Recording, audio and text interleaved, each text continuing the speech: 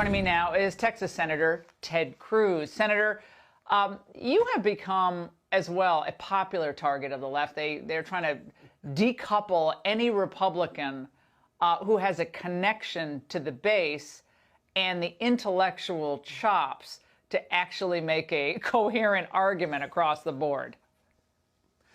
Well, look, the left right now, they feel resurgent. And for them, it's about power. They want to hold on to power. They want to expand power. And when they have their power, they want to ram through their socialist vision for this country.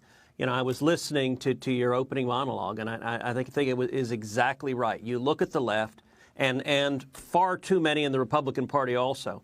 And for a long time, they have been on board with essentially what I'd call America last.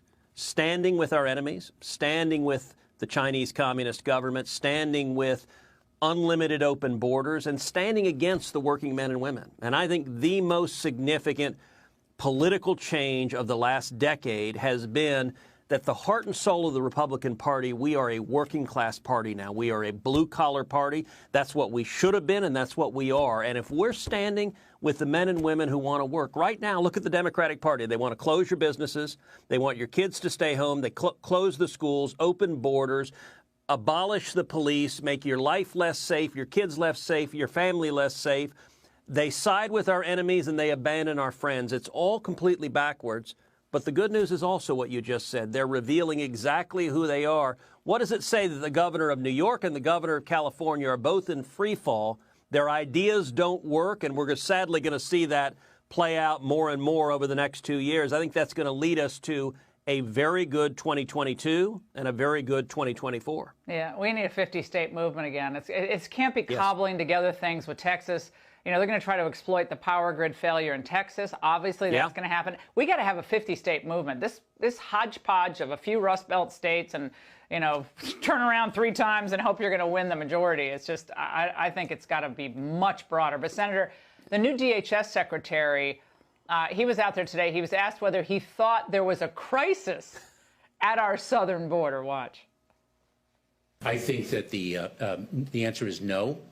I think there is a challenge at the border. It is a stressful challenge. We are not only in addressing the urgency of the challenge, but also in building the capacity to manage it and to meet our humanitarian aspirations and execution of the president's vision. Senator Cruz, building the capacity to manage the flow that he is personally encouraging, as I showed in the angle. Well, you know, the Democrats are magicians. You remember we had 4 years of news stories about kids in cages? Well, those cages are being expanded. They're being reopened. Now that Biden's running them, they're simply safe humanitarian locations. Of course, Obama built the cages, and the reason we have little boys and little girls being brought in by human traffickers is because of Obama's amnesty program that served as a magnet to begin with. But you know, when the DHS secretary says there isn't a crisis at the border, from his perspective, he believes that because there's an old joke that the term illegal alien is no longer politically correct. The new term is undocumented Democrat. From his perspective, every person coming here illegally is another prospective voter. And the Democratic Party has abandoned the working class men and women, the millions of people who are out of jobs, who are seeing their wages pulled down, who are competing to provide for their families with people coming illegally. That's not who the Democratic Party represents anymore. They don't represent unions anymore. They don't represent construction workers or truck drivers or working men and women anymore. The Democratic Party today is the party of wealthy elites on both coasts. It's the party of big tech and big business. It's the party of universities. And from their perspective, the more cheap labor that flows in, particularly if they vote Democrat, the better. Perfect. Yeah. We need to be standing with Americans. We need to be standing for jobs. And, you know, you were talking about a 50-state movement. I want to point out the Democrats' agenda is truly radical. What does it say? Even California is recalling Gavin Newsom.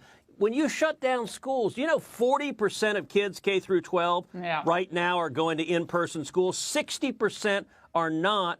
That's a generation of kids being left behind, Senator, a significant chunk of whom are black or Hispanic, and the Democrats are abandoning them. This is an opportunity for common sense, and I think that's what we ought to be fighting for.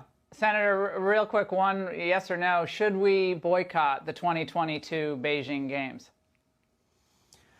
To be honest, I haven't thought about that question. I'm generally not a fan of boycotting things like boycotting the Olympics. They're I didn't committing like genocide. it when Jimmy Senator, aren't they committing genocide, ongoing genocide? Look, they are committing genocide. So I've introduced legislation. why should we give Xi, sorry to interrupt, but why should we give Xi a big propaganda coup by sending our people over there to be in a packed stadium after they inadvertently or purposely released a virus and they're committing ongoing genocide? How do we, as a country, countenance that? Because we shouldn't punish American athletes. I think we should go over there, call them out, be absolutely explicit. I've introduced legislation to sanction the officials responsible for the genocide, to fight them and call them out directly. But, you know, when Jimmy Carter boycotted the Olympics, right. I didn't think it was a very good policy. I think hurting American athletes is a policy of weakness. But the answer we shouldn't do is to do what all the Democrats and a lot of Republicans will want to do, which is go over there and kiss Xi's behind. Well, we need to speak the truth and call them out unequivocally. It's you and I part ways there, but I appreciate your answering the question, Senator. Thank you so much for coming on.